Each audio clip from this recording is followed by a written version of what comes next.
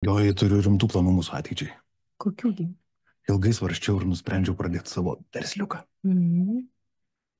Dar tiksliai nežinau, bet gal tai galėtų būti kepyklėlė. Juk kepiniai visada buvo mano svajonė. Keksiukai, bandelės, kibinai, piragai. O gal tai galėtų būti nedidelis kavinukių tinklas? Svarbiausia, gerai mokėti nupiešti gulbę. Ne, tikrasis mano pašaukimas automobiliai. Taigi vienas malonumas. Ar klientų visada bus? Ne, geriau startuolis, vienaragis. Grinėjai konceptai. Silicon Valley, žinai? Gal aš kelsiu logistikos lygį? Lygis. O lygis yra robotai, supranti? Aplink dabar visur yra robotai. Ne, užsiimsiu kvantiniais kompiuteriais. Gal tu pradžiai užmės gal štai čia. Pasitark su inovacijų agentūra. O kas tai? Inovacijų agentūra. Nemokamos paslaugos tavo verslo konkurencingumui. Sužinok daugiau. www.inovacijųagentūra.lt. Dėmesio, dėmesio, dėmesio. Inovacijų agentūra paskelbė projektų finansavimo konkursą iki prekybiniai pirkimai, kurio vertė 7 milijonai eurų. Šiandieną organizuojame mokymus pareiškėjams, kad jums būtų paprasčiau ir lengviau pateikti paraiškas ir kad kuo greičiau galėtumėte pradėti spręsti jums kylančius iššūkius. Mano vardas Valdas, dirbu mokslo ir inovacijų skyriuje ir būsiu vienas iš šio vertinimo organizatorių. Na ir kaip dabar madinga, ChatGPT paklausiau, kasgi tie iki prekybiniai pirkimai ir suformavo tokį ateities inovacijų vaizdą. Jei paklausite, kas yra iki prekybinis pirkimas, būtiškai matyt atsakysiu, kad egzistuoja tam tikra problema ir kurios sprendimo jūs negalite nusipirkti rinkoje. Neegzistuoja tokie būdai, kaip išspręsti tą problemą. Galima nusipirkti mokslinių tyrimų ir eksperimentinės plėtros paslaugas ir pabandyti tą problemą išspręsti. Tai šito instrumento, pavadinkim tai instrumentu, privalumai, kad galima samdyti ne vieną, o keletą tiekėjų, kad galima pabandyti analizuoti skirtingas technologijas, nukreipti tiekėją reikiamą linkme, analizuoti privalumus ir trūkumus, na ir galiausiai išsirinkti labiausiai poreikius atitinkantį inovatyvų sprendimą. Kaip kalbėsime vėliau pranešime, iki prekybiniai pirkimai nėra viešieji pirkimai, tačiau jiems taikomi žaliųjų pirkimų reikalavimai. Apie tai papasakos pirkimo ekspertas Tomas.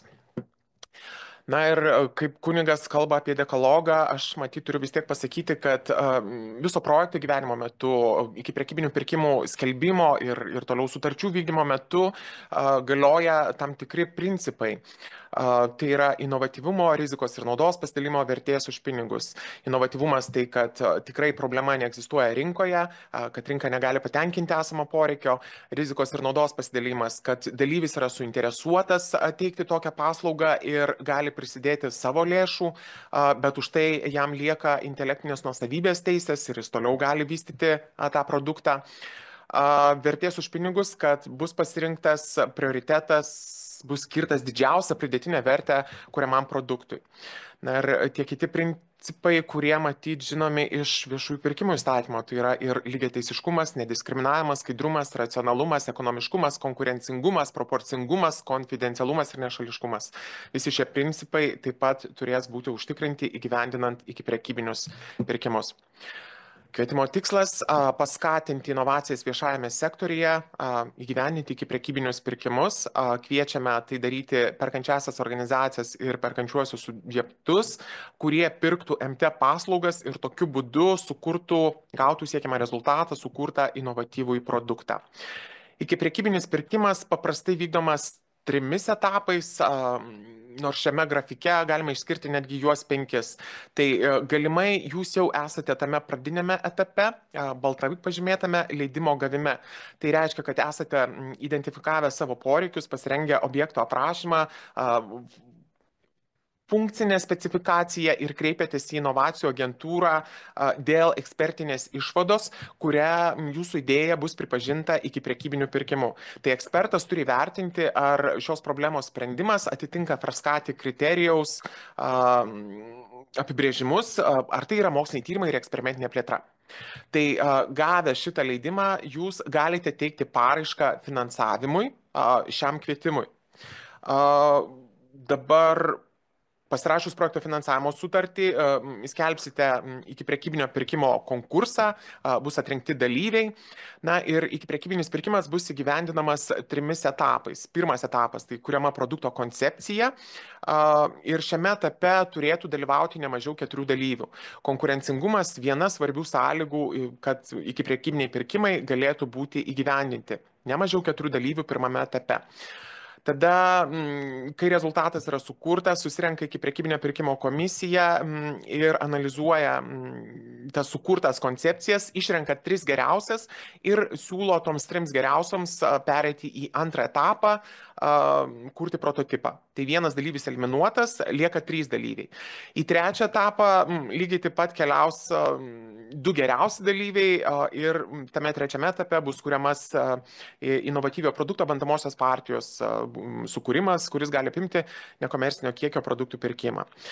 Ikiprekybinio pirkimas gali apimti visus 3 etapus, arba antrą ir trečią etapus, arba tik trečią etapą, priklausomai nuo jūsų projekto situacijos.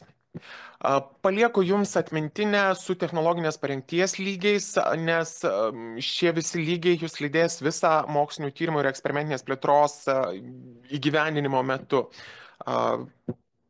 Taip, apie tinkamus pareiškėjus pakalbėjome, taip pat yra keli apribojimai dėl kiek ikiprekybinių pirkimų vienu metu galite vykdyti, tai ta pati perkančio organizacija ar perkantysis subjektas gali dalyvauti nedaugiau kaip 3 ikiprekybiniuose projektuose. Vienas projektas turėtų turėti vieną ikiprekybinį pirkimą. Pareiškėjai yra perkančiosios organizacijos ir perkantieji subjektai, partneriai lygiai taip pat yra perkančiosios organizacijos ir perkantieji subjektai. Reikalavimai pareiškėjams. Pirmiausia, matyti atkreipti dėmesį, kad negalite priklausyti jokiems sąrašams dėl tarptautinių sankcijų. Jūsų darbuotojai negali būti tarp tų žmonių, kuriems draudžiama atvykti į Lietuvą. Taip pat galbūt naujas dalykas ir tam pildomas PFSA 4 priedas deklaracija, kad tiek pareiškėjas, tiek partneris ir atkreipsiu dėmesį tiek dalyvis, tiek paraiškos patikimo metu, tiek po to įgyvendinant ikiprekybinius pirkimus, tai, kitaip sakant, visą projektų gyvenimo laikotarpį, yra nutraukę prekybinius įsipareigojimus su Rusija, Baltarusija ir kitomis nurodydomis teritorijomis. Finansavimas nėra skiriamas pareiškėjui ir partneriui, jei jie priskiriami sunkumų patiriančioms įmonėms, dalyvių sunkumų patyrimas nėra tikrinamas. Yra kelios neremtinos veiklos, kurias numato bendros išimties reglamentas, jos yra čia nurodytos. Finansavimo dydis. Didžiausia galima projektui skirti finansavimo lėšų suma yra 1 milijonas eurų.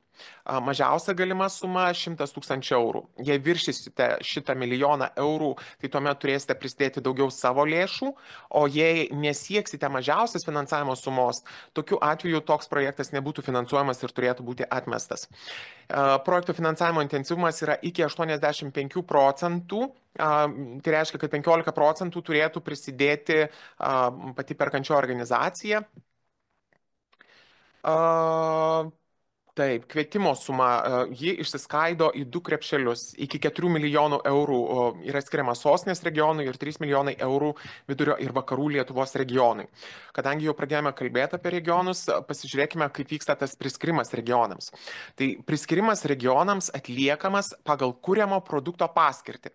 Na, įsivaizduokime, jei tai yra medicininis produktas, jisai gali būti skirtas bet kuriam Lietuvos gyventojų. Tokiu atveju, jei produkto paskirtis yra visa Lietuva, įsijungia galbūt šiek tiek sudėtingas skaidimas, bet mums pakalbėjus jisai taps paprastesnis. Tai yra tiek biudžetas, tiek rodikliai turės būti sudaryti pro ratą arba proporcingumo principų. Dauginant iš daugiklių sostiniai 29,15%, o vidurio vakarų Lietuvos regionui 70,85%. Čia yra tie procentai pagal gyventojų skaičių. Na, o jei produktas yra, sakykime, skirtas ten vidurio vakarų Lietuvos regionui, tarkime, transporto srautų matavimo sistema Klaipėdos mieste, kaip pateikiamas pavyzdys dokumentuose, tokiu atveju tiek biudžetas, tiek visi rodikliai būtų skirti tik tais vidurio vakarų Lietuvos regionui. Bet aš jums dar parodysiu pavyzdinį pipą ir parodysiu biudžeto lentelę, kurią galėsime pabandyti kartu ir užpildyti.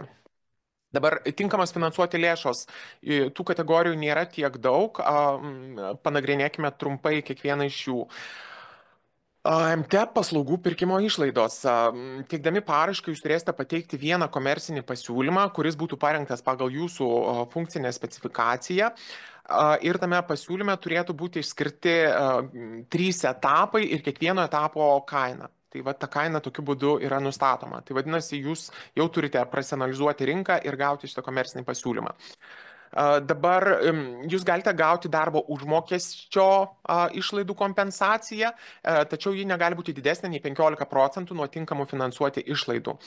Darbo užmokestis yra skiriamas, atkreipsiu dėmesį, ne administracinės funkcijas vykdantiems darbuotojams, projektų vadovas, ten buhalteris ar dar kažkas, tokie žmonės turėtų būti finansuojami galbūt netiesioginėmis išlaidomis, kurios skiriamos pagal fiksuotą projekto išlaidų normą ir sudaro 7% nuo tinkamų finansuoti tiesioginių projekto išlaidų ir netiesioginėms išlaidoms jokių pagrindžiančių dokumentų teikti nereikia, jos tiesiog skaičiuojamos automatiškai.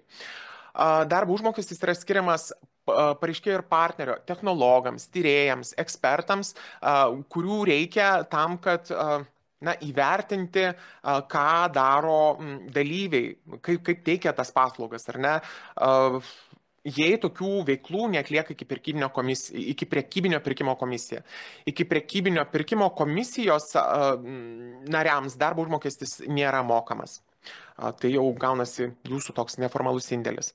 Dabar yra dar viena išlaidų kategorija, tai yra projektų žinomumo ir informavimo apie jį priemonės ir išlaidos. Tai yra fiksuotai suma, ji nėra didelė. Metodika, nuoroda yra nurodyta apačioje, dydis be PVM tai yra 20,33 euro, o su PVM 24,60 euro. Ir tai reiškia, kad turi būti įgyvendinti visos komunikacijos priemonės. Komunikacijos priemonės šiaip ar taip turi būti gyvendintos, tai vat tos priemonės tai yra informacija interneto svetainė, informacija socialiniuose tinkluose, popierinis plakatas arba plakatas skaitmeniniame ekrane ir taip pat visuomenėje arba dalyviams skirtose dokumentuose ir komunikacijos medžiagoje turi būti ES ženkliukai ir panašiai. Tai už įgyvendinus šiuos veiksmus galite gauti tokio dydžio fiksuotą sumą. Išlaidos apmokamos po kiekvieno etapo įgyvendinant projektą, pabaigus 1 etapą, 2 etapą, 3 etapą. Ir reikės, čia yra dokumentų sąrašas, kuris bus privalomas pateikti. Tai yra paslaugų priėmimo perdavimo aktai, koncepcijos, prototipo ar bandamosios partijos sukūrimą patvirtinantis dokumentai, paprastai tai yra dalyvio ataskaitos. Tada pirkimo komisijos posėdžio protokolo nuorašas, kuriuo patvirtinama, kad priimti tie sprendimai, kad jie yra tinkami, atitinka funkcinę specifikaciją. Ir koordinuojančios organizacijos, tai yra inovacijų agentūros ekspertų išvada dėl iki prekybinio pirkimo rezultatų įvertinimo ir taip pat įvertinimo, ar inovatyvusis produktas neatsirado rinkoje. Tokį įvertinimą atliksime po kiekvieno etapo. Po 1 ir 2 etapo inovacijų agentūra per 15 darbo dienų įvertins tolesnio etapo išlaidų atitikimą rinkos kainoms. Baigėte 1 etapą, tai tada vertins, ar 2 etapo kaina yra tokia pati, kaip paraiškos teikimo metu. Ir jei nustatomos mažesnės etapo išlaidos, turėtų būti pakeista projekto sutartis ir matyti, apie ką užsimins Tomas, šita galimybė irgi turėtų būti numatyta pirkimo sąlygose. Turi būti užtikrintas rizikos ir naudos pasidalymo principas, kad dalyviai prisideda prie kiekvieno etapo veiklų. Svarbu pažymėti, kad niekur nėra nurodyta, koks tas dalyvių indėlis turi būti. Ir deklaruojant išlaidas reikės pateikti pažymą dėl dalyvių prisidėjimo, nurodant dalyvio indėlį eurais. Svarbus momentas - susiplanuoti tinkamai projekto gyvenimo trukmę. Tarp etapų suplanuoti pakankamai laiko pirkimo komisijos darbui, institucijų išvadų parengimui, nes inovacijų agentūra turės tas išvadas parengti, kaip jau minėjau, dėl kainos, dėl to, ar tas produktas neatsirado rinkoje, ar tie rezultatai yra tinkami. Ir jei paskubėsite, tai tokios, ta prasme, negavus inovacijų agentūros pritarimo, jūs galite toliau vykdyti projektą, tačiau tai turėsite daryti savo riziką ir savo sąskaitą. Tai gali atsirasti netinkamų finansuoti išlaidų, tai tą turėkite omenyje. projektas eigoje gali būti nutrauktas, jei inovatyvusis produktas atsirastų rinkoje arba jei nepavyktų pasiekti norimo rezultato. Reikia pažymėti tai, kad tokiu būdu finansavimas nėra grąžinamas, o projektas nutraukiamas apmokėjus etapo, kurio metu rinkoje atsirado inovatyvusis produktas išlaidas, arba apmokėjus etapo, kurio metu nustatyta, jog rezultatas nebus pasiektas ir toliau projektą tęsti neprasminga išlaidas. Tai tas etapas apmokamas, tačiau tolimesni etapai nėra vykdomi. Kiti reikalavimai projektui, kad projektas turi atitikti sumanios specializacijos nuostatas, projekto gyvenimo trukmė turi būti neilgesnė kaip 36 mėnesiai nuo projekto sutarties pasirašymo dienos ir reikia pažymėti, kad prieitame finansavimo periode matyti retas projekto vykdytojas tilpo iš šiuos 36 mėnesius. Reikia pažymėti, kad dėl objektyvių nuo projekto vykdytojo nepriklausančių aplinkybių, kurių nebuvo galima suplanuoti ir numatyti paraiškos teikimo metu, projekto gyvenimo sutartis gali būti pratęsta. Raudonas šauktukas, atkreipiu dėmesį, irgi projekto parengtumo reikalavimai. Jei nepateiktumėte su paraiška užpildyto PFSA 3 priedo arba jungtinės veiklos sutarties, jei projektas įgyvenimas su partneriu, toks projektas automatiškai turėtų būti atmestas, net nesiunčiant jokio papildomo paklausimo. Dėl to labai svarbu, kad šitie dokumentai pirmiausia tikrai būtų išsiųsti ir pateikti. Projekto veiklos turi būti pradėtos įgyvendinti ne vėliau kaip per 3 mėnesius nuo projekto sutarties pasirašymo. Tai 3 mėnesiai nuo projekto sutarties pasirašymo. Sumanios specializacijos kryptis ir tematikas aš jums įdedu, tai yra sveikatos technologijos, biotechnologijos, nauji gamybos procesai, medžiagos ir technologijos, informacinės ir ryšių technologijos. Stebėsenos rodikliai siekiami, jie iš viso yra 6, čia gal informacijos yra daug, bet nesigąsdinkim 6. Tai yra tokie standartiniai, kaip parama gavusios įmonės, parama dotacijos gavusios įmonės ir tada pasirenkamas būtinai subrodiklis pagal įmonės dydį. Tai yra parama gavusios įmonės, tarkim, iš kurių didelės. Dabar į produkto rodiklių skaičiavimą įtraukiami ir dalyviai. Kadangi tie dalyviai nėra žinomi paraiškos teikimo metu, rekomenduojame į paraišką traukti, kad tie visi dalyviai yra dideli. Tai, ta prasme, pavyzdžiui, rodiklio reikšmė tada būtų 6. Tai yra pareiškėjas, partneris ir 4 dalyviai, iš kurių, sakykime, 6 yra didelės įmonės. Tai aš apie tai dar truputėlį parodysiu. Tada privačios investicijos, tai yra pareiškėjas ir partneris, kiek prisideda savo lėšų. Ir pasirenkamas rodiklis įvykdytas inovatyvusis viešasis pirkimas arba iki prekybinio pirkimo dalyvio pateiktas rinkai inovatyvusis produktas.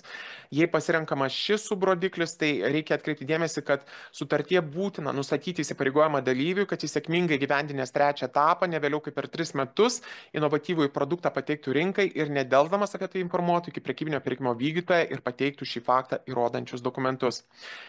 Ir kaip jau minėjau, jei jūsų produktas skirtas visai Lietuvai, tai tokiu atveju rodikliams reikės pritaikyti proratą, išskaidyti, kiek rodiklio dalis yra skiriama sostinėje, o kuri yra VVL-ui.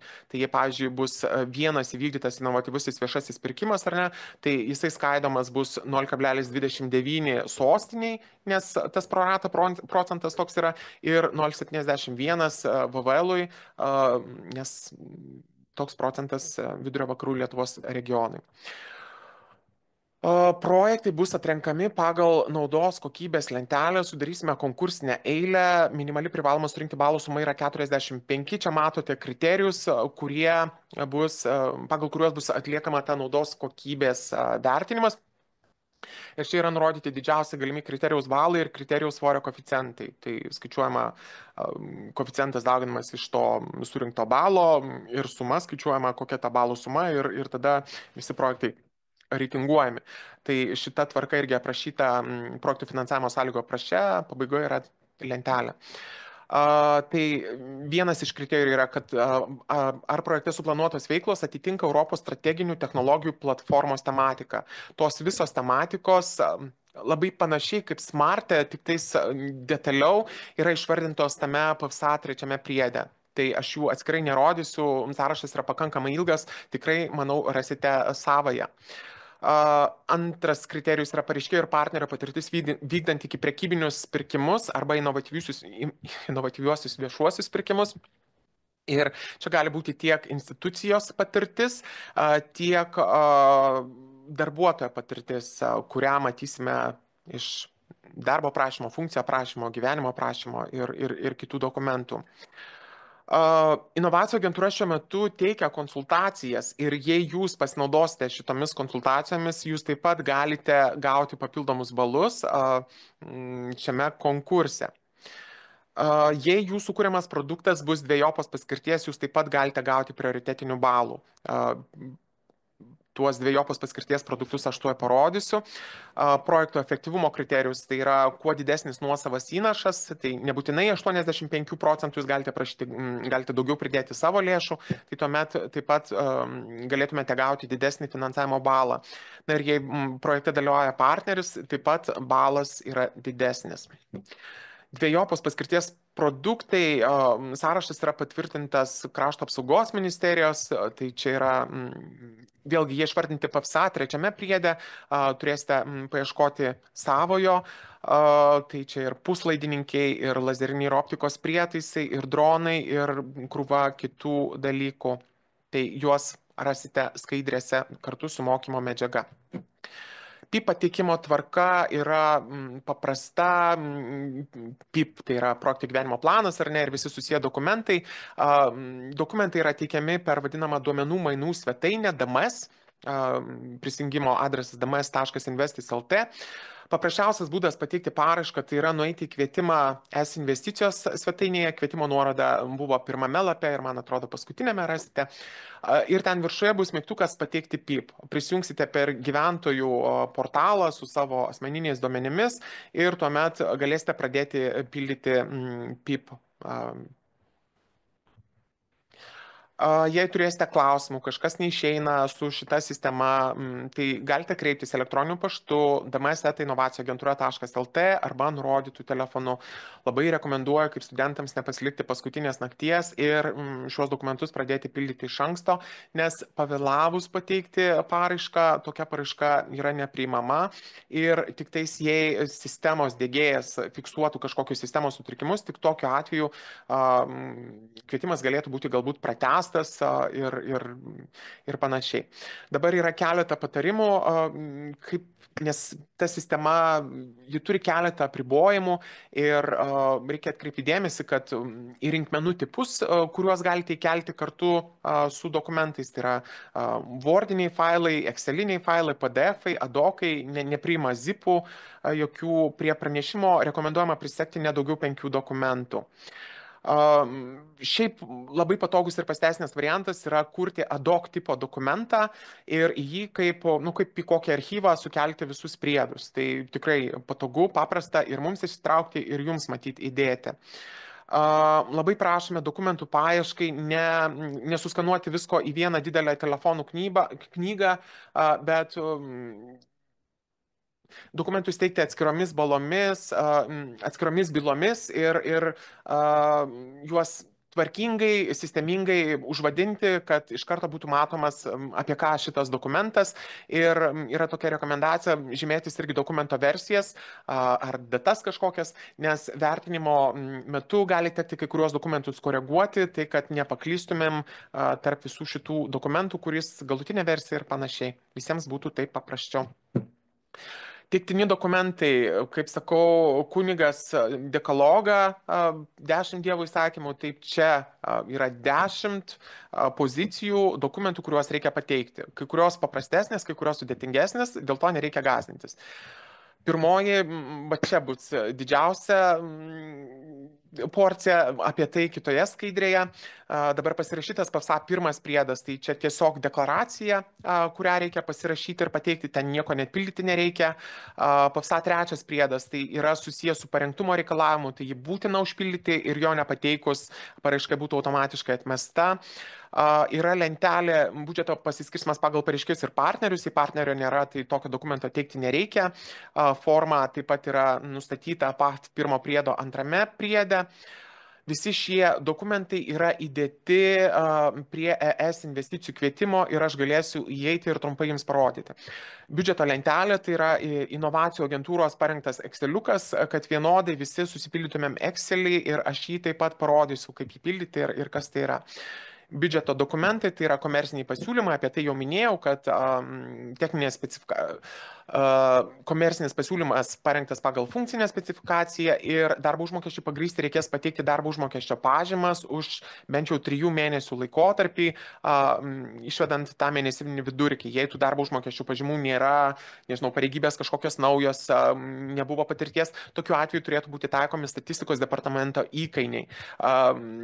Naujame finansavimo periode nebėra tokių pagrindimų, kaip ten, nežinau, kitų organizacijų ten pareigybės arba ten darbo skelbimai. Tai viskas yra tik tais pagal darbo užmokesčio pažymas arba statistikos valstybės duomenų agentūros duomenys. Kitas dokumentas tai yra finansavimo šaltiniai, turi būti pateiktas vadovo sprendimas dėl nuosavos dalies ir netinkamų išlaidų, jei tokių būtų finansavimo, tiesiog vadovo pasirašytas raštas, kad tiek ir tiek pinigų bus skirta iš tokių lėšų nuosavam indėliui padengti. Partnerio deklaracija, jei partneris yra vėlgi tik pasirašomas dokumentas, tada jungtinės veiklos partnerystės sutarties kopija ar analogiškas susitarimas, vėlgi pažymėjau raudonai, kad jei partneris yra ir šio dokumento nepateiksite, tai čia yra parengtumo reikalavimas, tai toks projektas būtų netinkamas finansuoti iš karto nepateikus šito dokumento. Ir pasakė 4 priedas, apie tai jau minėjau, tai yra deklaracija dėl prekybinių įsipareigojimų su Rusija nutraukimo ar neturėjimo.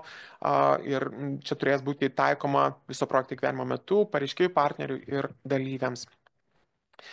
Iki prekybinio pirkimo dokumentai, kadangi esate perkančiosios organizacijos, tai žinote, kaip skelbti viešuosius pirkimus, tai čia labai panašiai iki prekybinio pirkimo dokumentus sudaro tiek pirkimo objekto aprašymas, funkcinė specifikacija, tiekėjų pasiūlymų formos, reikalavimai tiekėjams, numatytas maksimalus finansuojamų dalyvių skaičius kiekviename etape, nurodytas kainos dydis dalyviams, kiek galės būti mokama,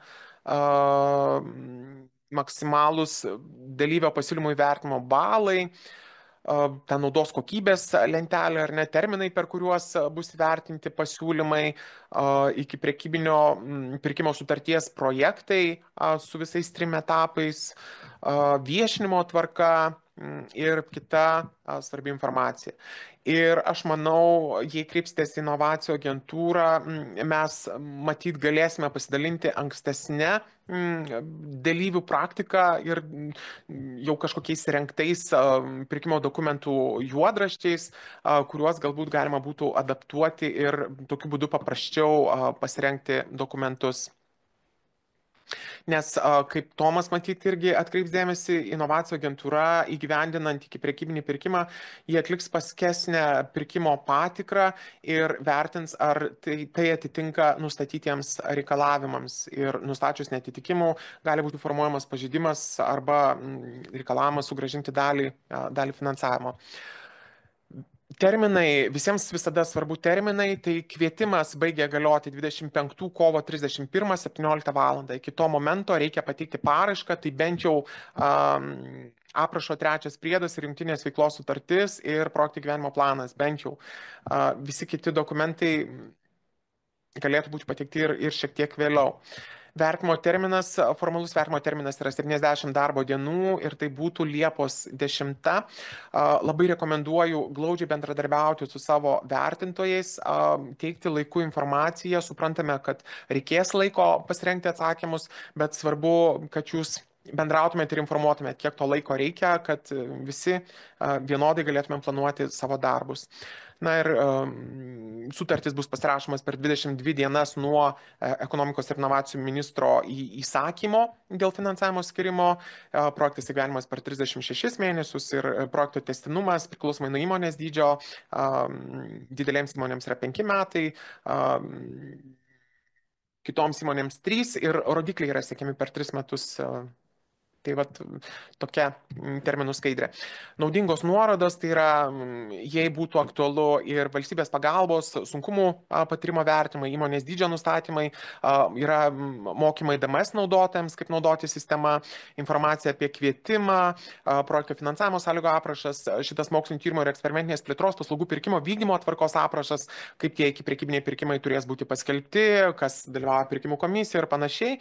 Na ir visada aktualus dokumentas irgi irgi, kuris paaiškina tam tikrus principus, kaip mes dirbame ir vertiname, tai yra rekomendacijos dėl projektų išlaidų atitikties ES fondų reikalavimams.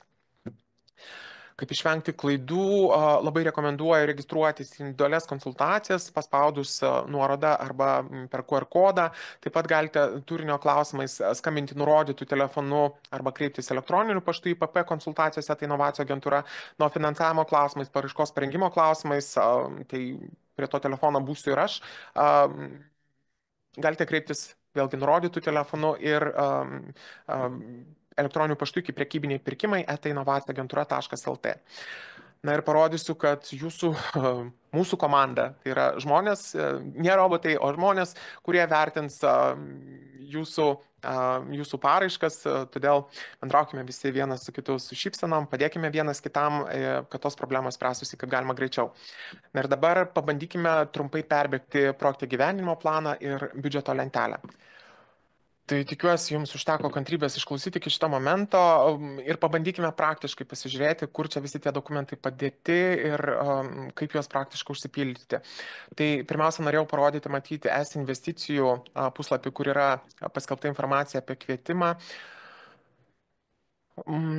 Nepatogiai, formali, taip, viso to yra, bet norėčiau atkreipti dėmesį, kad yra nuėjus į kvietimą informaciją, į viršuje yra skiltis PIP rengimas, čia yra tokie skiltis priedai, tai čia mes esame paskelbę dalinai užpildytą pavyzdinę PIP formą, projekto biudžeto lentelę, kurias tuoj parodysiu. Taip pat aš ištraukiau iš aprašo minėtus priedus, pirmas priedas, trečias priedas, ketvirtas priedas Word formatu. Tiesiog ant kiekvieno iš šitų nuorodų galite spausti dešinį pelės klavišą, pasirinkti įrašyti saitą kaip, išsisaugoti pas save ir pradėti pildyti. Manau, kad jau 5 minutės tikrai bus sutaupytos. Čia dar yra, aišku, rodiklio aprašymų kortelės ir trumpa informacija apie tai, apie tą parengtumo reikalavimą, kad būtina pateikti tą PSA 3 priedą ir jungtinės veiklos sutartį. Dar matyt, kas yra aktualu, tai yra galbūt teisės aktai, tai čia sudėtas ilgas sąrašas, visi teisės aktai, kuriais remiantis įgyvendinami tie iki prekybiniai pirkimai, bet pagrindinę esmę aš jums viską susakiau ir mokymo skaidrės bus kaip puikia atmintinė. Dabar, jei atsidarysite projekto gyvenimo planą, planas tai yra sugeneruota PDF dokumentas, kurį mes matysime, bet jūs įpildysite online, tai yra tiesiogiai toje DMS interneto svetainėje. Ir dabar čia pagrindinės dalys yra standartinė šitas plano forma, pasižiūrėkime, ką čia reikia supildyti, ar ne. Tai pirmiausia, tai aišku, reikės sugalvoti gerą projekto gyvenimo pavadinimą, projekto kodą jūs neužpildysite, nes jo dar nebus, nurodysite informaciją apie įstaigą, projekto vykdytoją, apie partnerį, čia apie partnerį, kontaktinius duomenis, kuriais galime su jumis susisiekti. Tada galėsite pasinaudoti jau iš dalies užpildytomis mūsų tezėmis, pavadinkim taip ar ne, tai yra projektų sprendžiamos problemos, tik tas tezes prašysiu papildyti, sakykime, prie problemų, detalizuojant, kokią problemą jūsų organizacija arba visuomeniai sprendžia jūsų projektas, kodėl projektą priskiriate, tai nurodysite produkto paskirtį, to produkto, kurį norite kurti paskirtį ir kodėl tas priskirimas yra Lietuvai, sostinė arba vidurio vakarų Lietuvos regionai. Mes prašysime čia nurodyti irgi, kiek etapų planuojate gyvendinti ir kiek dalyvių kiekviename etape yra. Nes kadangi nėra jokio atskiro verslo plano, tai kad visi vienodai suprastumėm ir kad mums nereikėtų, kad jums būtų mažiau klausimų ir kad visiems būtų daugiau aišku. Projekto tikslas tikrai gali likti, projekto tikslinė grupė gali likti. Rodikliai. Viskas yra paprasčiau, jei jūsų produktas skirtas tik tais vidurio vakarų Lietuvos regionui arba sostinėje, ar ne? Bet dabar, jei rodiklis yra skirtas Lietuvai, tai jisai turi būti skaitomas tuo vadinamoju pro rata principu. Na, paimkim pavyzdį, rodiklis, kaip primenu, 6 rodikliai, bet jei čia pažiūrėsite, jų čia yra daug. Dėl to, kad jie yra, kaip sakyti, padauginti iš 2, nes tas pats rodiklis yra skirtas vidurio vakarų Lietuvos regionui ir tas pats rodiklis yra skirtas sostinės regionui. Dabar, pavyzdžiui, paramą gavusios įmonės, tai aš skaičiuoju komentaruose, matysite, irgi čia yra komentarai, kodėl ir kaip aš čia tai dariau, bet tarkime, paramo dotacijomis gauna 6 įmonės, tai yra projekto vykdytojas, pareiškėjas, partneris ir 4 dalyviai. Tai visos 6 įmonės, ar ne? Ir dabar 6 įmonės dauginam iš 0,29 ir gaunasi 1,74. Tai čia būtų sostiniai, o atitinkamai vidurio vakarų Lietuvos regionui tas 6 dauginamas iš 0,71 ir gaunama 4,26. Nu, vat, tokia logika. Ta prasme, o susumavus šitą su šituo ar negaunamas tas 6. Tai atitinkamai ir privačios investicijos šitaip, ir tas pats įvykdytas inovatyvusis viešasis pirkimas, tarkim, tai rezultato rodiklis. Nenustebkit, įvykdytas inovatyvusis viešasis pirkimas 0,29 ir 0,71 bendrai gaunasi sumoje vienetas, tačiau tas skaidimas reikalingas dėl skirstimo į tuos krepšelius sostinės regionas ir vidurio vakarų Lietuvos regionas. Galbūt nebus labai patogu, bet na, tokie reikalavimai. Dabar atitinkamai biudžetas. Biudžete čia yra nurodoma veikla. Tai vėlgi, jei jūsų produktas bus skirtas sostiniai ir vidurio vakarų Lietuvos regionui, tai bus 2 veiklos. Tai ir pavadinimuose va čia ir nurodoma sostinės regionas, vidurio vakarų Lietuvos regionas. Taip, pažangos numeris tas pats, matote. Turite nurodyti, ar pradėjote įgyveninti iki projekto sutarties pasirašymo, tai žymėsite matyti ne. Kada pradėsite vykdyti veiklas, kada užbaigsite veiklas ir čia regionas dar yra pažymėtas. Dabar veikla turi poveiklę, kuri pavadinta iki prekybinio pirkimo išlaidos ir ta poveiklė yra skaidoma į veiksmus. Tai tos išlaidas sudaro MT paslaugų įsigijimo išlaidos ir darbo užmokesčio išlaidos. Tai čia pagal komercinį pasiūlymą ir iš tikrųjų užsipildžius biudžeto lentelę, Exceliuką, tos pinigų sumos jums labai aiškiai turėtų matytis ir nereikės sukti labai daug galvos. Tai čia yra sostinės regionas, atitinkamai eina vidurio vakarų Lietuvos regionas, tai vėlgi antra veikla, poveiklė ir tie veiksmai, į kuriuos susirašys pinigai. Atitinkamai ir projekto matomumo ir informavimo projekto priemonės irgi turės būti išdalintos pro ratą principų pagal pagal tą 0,29 ir 0,71, aš grubiai taip sakau, dauginant iš tų fiksuotų įkainių sumos. Tai čia tai ir yra padaryta. Tada netiesioginės išlaidos irgi pasiskaičiuos automatiškai 7 procentai pasirinkus. Finansavimo šaltinių lentelėje turėsite nurodyti, kiek prašote finansavimo ir kiek prisidedate savo lėšų. Automatiškai sueis bendra projekto suma. Reikės pasirinkti teritorijas, tai čia yra pasirinkta tik tais vidurio vakarų Lietuvos regionas, nes čia matyti reikėjo, pagrindinė dalis matyti ir bus, kadangi 0,7, čia visai Lietuvai, bet 0,7 pagal gyventojų skaičių ir pagal šitą logiką aš ir pasirinkau šitą regioną. Toliau reikia pateikti informaciją apie projekto komandą, tai čia prašome užpildyti tik tais apie tuos žmonės, kurie administruos projektą. Tai yra, nežinau, kažkoks projekto koordinatorius, projekto vadovas galbūt, arba projekto buhalteris, kurie bus finansuojami galbūt netiesioginėmis projekto lėšomis. Tai čia šita informacija. Reikia pažymėti privalomas matomumo priemonės ir taip, horizontaliai principai, tai čia yra pirmi 2 pasirinkimai, nieko daugiau žymėti nereikia. Tęstinumo palaikymas nieko nežymima, nes mūsų priemoniai netaikoma. Sužymime priedus, kuriuos pateikėme ir būtinai uždedame varnelę, tai yra pateikėme tą pareiškėjo deklaraciją. Na, čia galite paskaityti apie ką tai. Dabar biudžeto lentelė. Biudžeto lentelė yra iš 3 lapų, tai yra 1 lapas suvestinė, 2 lentelė darbo užmokesčiai ir 3 lentelė bendra išlaidų. Tai pirmiausia, matyt, pradėkime nuo to, kad suvesime į darbo užmokesčio lentelę, susiveskime visus darbuotojus. Valdas Maksvytis, čia aš, pareigos bus, sakykime, specialistas. Čia bus antras darbuotojas, vardenis, pavardenis, specialistas 2. 22. Dabar darbo užmokesčio įkainis, na, tarkim, 22 eurai ir čia 22 eurai. Išlaidų pagrindimo dokumentai, tai galime nurodyti, tarkime, ten darbo užmokesčio,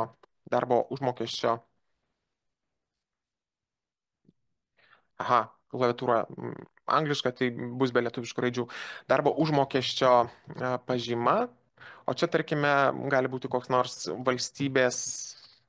valstybės duomenų agentūros duomenys ir konkrečiai tada konkrečiai nurodant sektorių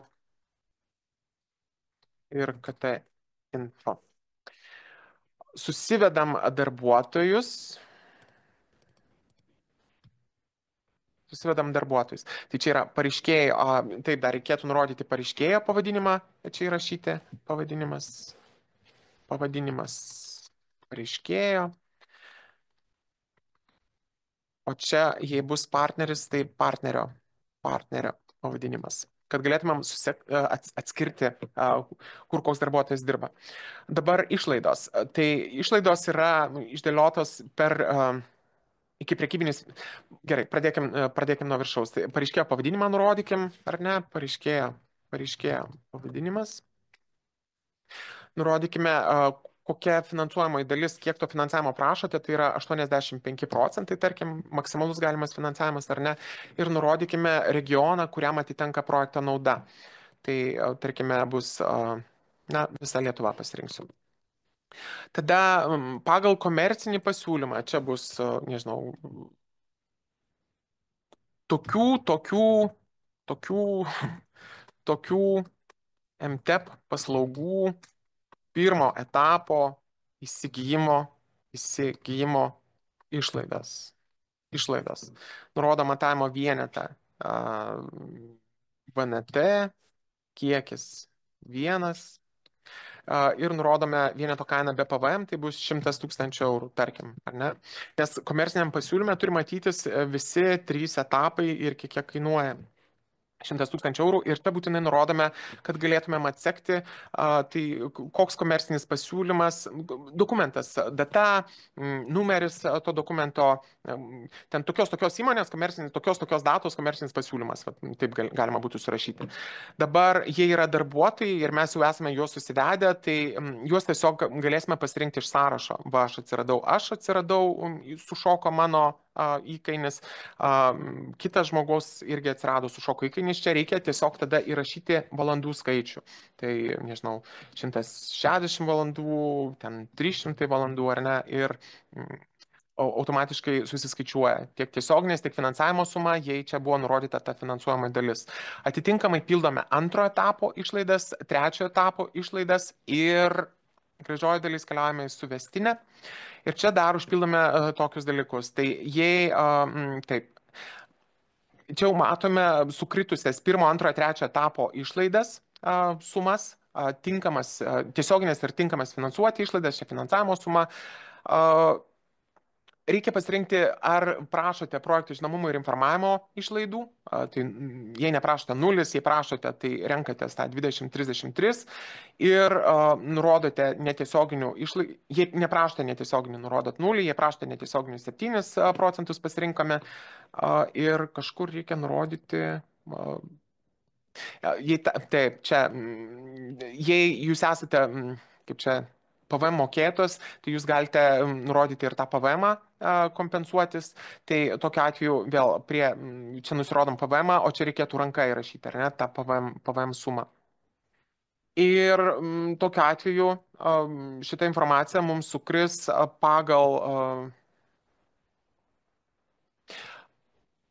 regionus, Vidurio vakarų Lietuvos regionas, sostinė, ir pagal šitą informaciją galėsite lengvai susipildyti projekto gyvenimo planą. Tai ačiū labai uždėmesį ir žodį toliau skirsiu mano kolegai, pirkimo ekspertui Tomui Vitkauskui. Dėkui, lauksime jūsų paraiškų.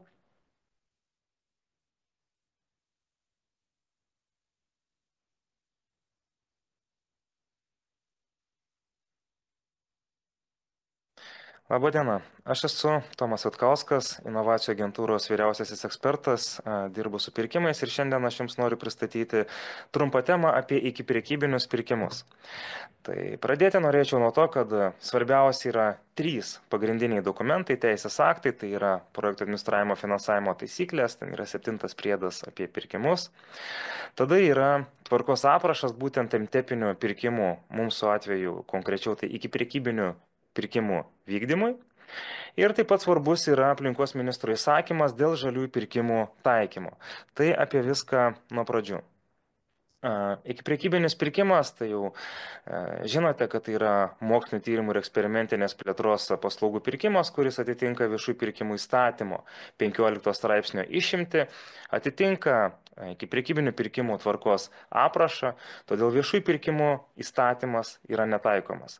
Tačiau reikia nepamiršti, kad tam pirkimui yra vis dėlto taikomas tvarkos aprašas, atskira pirkimų tvarka ir pirkimas yra vis tiek atliekamas pagal pagrindinius viešųjų pirkimų principus, pagal kitus reikalavimus, apie pirkimą yra skelbiama, tiekėjai vis tiek konkuruoja, vadinasi, turi būti užtikrinta sąžininga konkurencija tarp tiekėjų ir po šito konkurso sudaromos sutartys, vykdomi etapai ir gaunamas norimas rezultatas. Norėčiau pažymėti dėl žaliųjų reikalavimų.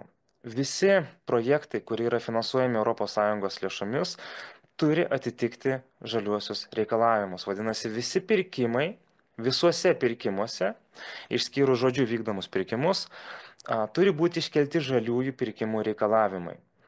Žalėsis pirkimas, tai turbūt visiems tikrai yra girdėtas, kuomet pirkimo vykdytojas siekia įsigyti prekių paslaugų darbų, darančių kuo mažesnį poveikį, kalbama aišku apie neigiamą poveikį aplinkai šiuo pirkimu, šiuo rezultatu. Todėl vykdant šitą pirkimą reikia nustatyti žaliuosius kriterijus pagal aplinkos ministro įsakymo patvirtintą tvarkos aprašą. Tai jį reikėtų iš tikrųjų išnagrinėti, kadangi tam tikrais atvejais pirkimai automatiškai laikomi žalieji. Pavyzdžiui, jeigu perkamos yra intelektinio pobūdžio paslaugos, kurių teikimo metu nėra daromas reikšmingas poveikis aplinkai ir kurio metu nėra sukuriamas materialus objektas. Tokį pirkimą galima automatiškai priskirti žaliu, nes tiesiog jis neturi poveikio aplinkai. Tačiau jeigu yra sukuriamas materialusis produktas, materialus objektas, kažkoks rezultatas, jeigu paslaugų teikimo metu yra vis dėlto daroma kažkokia įtaka aplinkai, pavyzdžiui, labai daug energijos naudojama, tada būtina pirkime nusistatyti žaliąjį reikalavimą.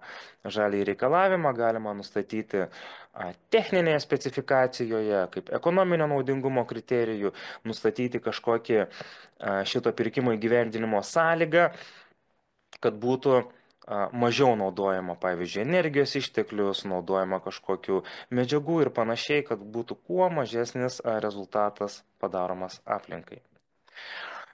Ir praktinius patarimus iš tikrųjų norėjome duoti. Pirkimai šitie ikipriekybiniai, agentūra juos turi patikrinti kaip ir visus pirkimus, kadangi tinkamos finansuoti išlaidos yra tokios, kuomet pirkimai yra atliekami tinkamai pagal nustatytus teisės aktus. Ar tai būtų viešųjų pirkimų įstatymas, ar tai būtų projektų administravimo finansavimo taisyklės, ar tai būtų specialus kažkoks aprašas, kaip šiuo atveju ikipriekybinių pirkimų aprašas, tai jeigu yra nustatomi reikalavimai pirkimų, agentūra juos turi patikrinti. Ir kokius mes matome praktinius patarimus, pačius svarbiausius, į ką norėtumėm labiausiai atkreipti dėmesį. Visų pirma, nepamirškite, kad į pirkimų komisiją sudarant yra skiriamas bent vienas inovacijų agentūros kaip koordinuojančios organizacijos atstovas. O atliekant didelės vertės ikipriekybinį pirkimą, tai yra, kuris viršyje 1 milijoną eurų, įskaitant pridėtinį vertės mokestį, inovacijų agentūra skiria 2 savo atstovus. Tai kuomet bus vykdomas pirkimas, kuomet sudarysite ikipriekybinio pirkimo komisiją, nepamirškite įtraukti inovacijų agentūros atstovą, su juo konsultuokitės, priimant sprendimus, tarkitės ir sprendimus priimkite kolegialiai, sutarę geriausiai bendrai. ir sprendžiant visas kilusias problemas. Kitas praktinis patarimas, norime atkreipti dėmesį į kvalifikaciją. Ką mes praktikoje pamatėme, kad rizikinga gali būti situacija, kuomet yra keliami reikalavimai ekspertams, kad jie turėtų mokslo daktaro laipsnį, būtų mokslininkai. Tvarkos aprašas, nors viešųjų pirkimų įstatymas netaikomas, bet tvarkos aprašas nustato, kad vis dėlto reikalavimai, tame tarpe ir kvalifikacijos reikalavimai, turi būti pagristi ir susijęs su pirkimo objektu. Būtina prieš nustatant tokį reikalavimą vis dėlto išsiaiškinti, ar tik mokslo daktaro laipsnį turintis darbuotojas galės suteikti tas paslaugas, dėl kurių apskritai yra keliamas šitas reikalavimas. Galima atsižvelgti į teisės aktus, pavyzdžiui, mokslo studijų statymą, pasižiūrėti, ar jis atliks analogiškas vyriausio ar vyresniojo tyrėjo funkcijas. Tačiau jeigu reikalingas yra daugiau konsultantas, daugiau darbuotojas, kuris vykdys galbūt ne pačias iki prekybinio pirkimo sudėtingiausias, bet paprastesnės sąlygas, tikrai rekomenduotumėm nekelti tokių kvalifikacijos reikalavimų, nebent esate tikrai įsitikinę ir galite pagrysti, kad tik mokslo daktaro laipsnį turintis žmogus galės tokias paslaugas suteikti. Norėjome atkreipti dėmesį tinkamą tokio pirkimo paskelbimą. Taip, viešųjų pirkimų įstatymas netaikomas, vadinasi, naudotis centrinės viešųjų pirkimų informacinės sistemos reikalavimais nereikia. Tačiau pirkimas turi būti paskelbtas bent dviejose vietose, tai yra pirkimą vykdančio pirkimo vykdytojo svetainėje ir inovacijų agentūros irgi svetainėje.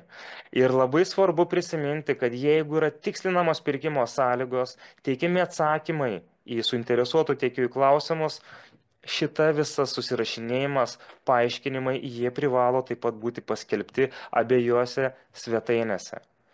Ir nutinka taip, kad svetainės keičiasi, neaktualūs duomenys trinami, tai noriu atkreipti dėmesį, kad savo svetainėje, kuomet skelbsite apie iki prekybinį pirkimą, išsisaugokite tuos duomenis, pasidarykite ekranvaizdį ir jį saugokite prie kitų projekto dokumentų.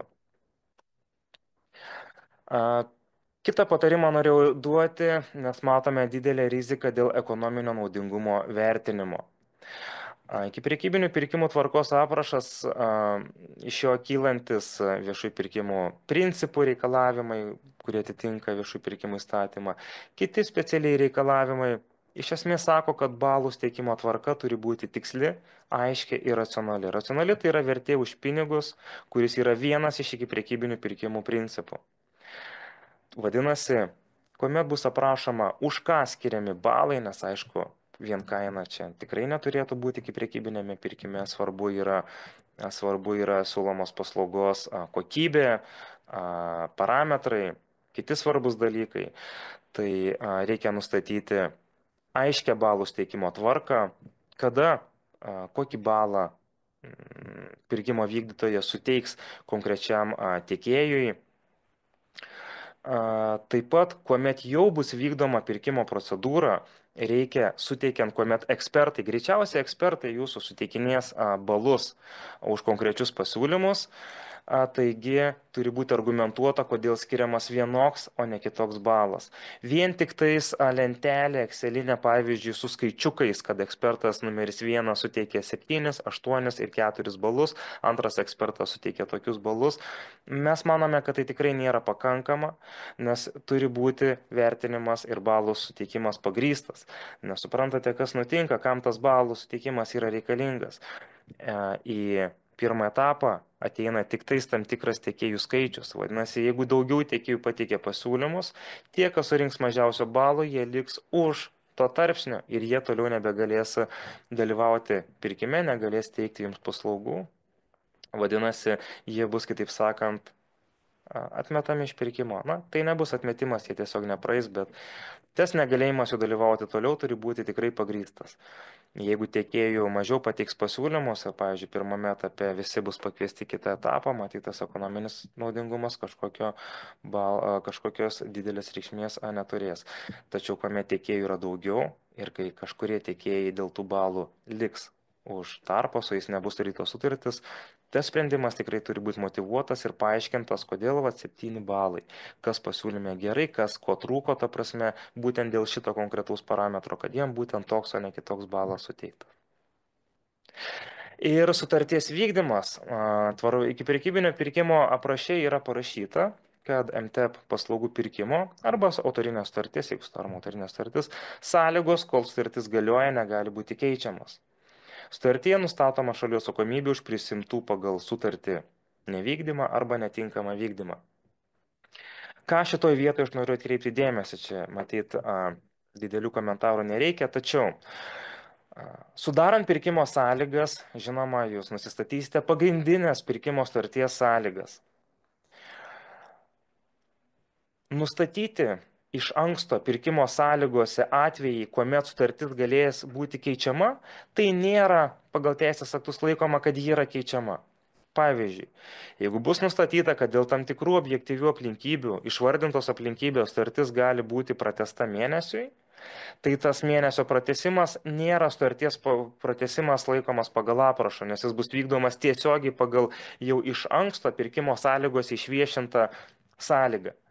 Tas pats dėl bet kokių kitų, ta prasme, dalykų, tarkime, jeigu pasikeičia kažkokios rinkos kainos ar indeksavimai, ar atvejai susijęs su atsiskaitimo tvarka, su terminais, su kitais iš šalių įsipareigojimais, tai kadangi tos sutarties sąlygos kaip ir negali būti keičiamos, reikia iš anksto apgalvoti atvejus, juos tiksliai, aiškiai ir be dviprasmybių išviešinti pirkimo sąlygose, kad visi tiekėjai teikdami pasiūlymus jas matytų, su jomis susipažintų ir galėtų turėti pagrįstą lūkestį, kaip tą sutartį bus galima vykdyti. Tuomet sudarius pirkimo sutartį pirmo, antro ar kito etapo, ją vykdant, jeigu nutiks pirkimo sutartyje nustatyta sąlyga ir pagal ją bus galima pakeisti, nes tai bus parašyta pirkimo sutartyje, tai nebus laikoma tuo neleistinu kažkokiu sutarties pakeitimu. Tiek būtų pagrindinių iš tikrųjų patarimų jums ir baigsiu šiandienos pristatymą. Ačiū Jums uždėmesi. Jeigu turėsite kažkokių klausimų, galite visada parašyti, kreiptis, padėsime. Viso geriausio.